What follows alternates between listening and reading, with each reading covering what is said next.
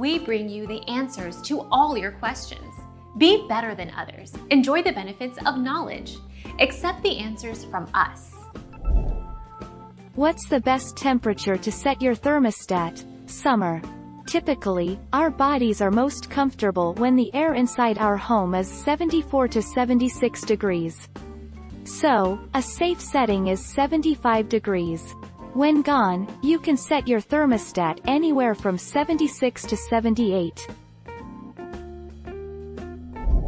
Our mission is to provide accurate answers. We think without knowledge, it is impossible to live a balanced life. Be competent, be skillful.